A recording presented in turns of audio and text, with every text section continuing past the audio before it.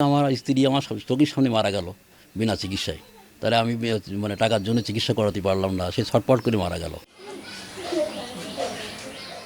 যশোরের বাঘাপাড়ার মাদ্রাসার শিক্ষক নজরুল ইসলাম দীর্ঘ ৩৫ বছর শিক্ষকতা শেষে ২০২০ সালের ২১ জুন অবসরে যান। শিক্ষা দিয়ে অনেকের জীবনের পরিবর্তন ঘটালেও অবসরে গিয়ে চরম সংকটাপন্ন অবস্থায় পড়ে যান তিনি। চাকরি শেষে পেনশনের টাকার জন্য ঘুরেছেন বিভিন্ন দফতরে, কিন্তু দীর্ঘ ৪ বছরেও হাতে পাননি সে অর্থ।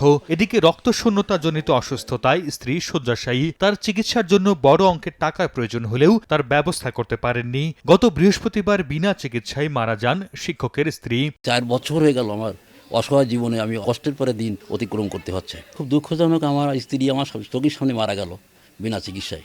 তাহলে আমি টাকার জন্য চিকিৎসা করাতে পারলাম না, সে ছটপট করে মারা গেল।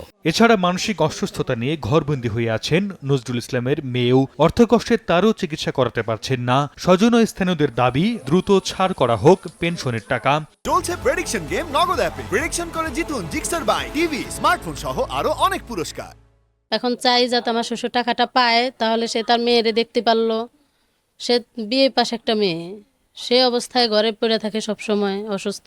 যে মেয়েটা অসুস্থ তার চিকিৎসাটা করাইতে পারে এবং সে স্বাভাবিক জীবন যাপন করতে পারে, এটা আমাদের প্রত্যাশা। বেসরকারি শিক্ষকদের একটা খুবই সমস্যা, যেটা দ্রুত সমাধান হয়, এইটা আকুল আবেদন আপনাদের মাধ্যমে সরকারের কাছে। নজরুল ইসলাম ১৯৮২ সাল থেকে শ্রীরামপুর মাধ্যমিক বিদ্যালয়ে শিক্ষকতা শুরু করেন। ১৯৮৪ সালে খানপুর দাখিল মাদ্রাসায় সহকারী শিক্ষক হিসাবে যোগদান করেন। সেখান থেকেই অবসরে যান তিনি। সময় সংবাদ, যশোর।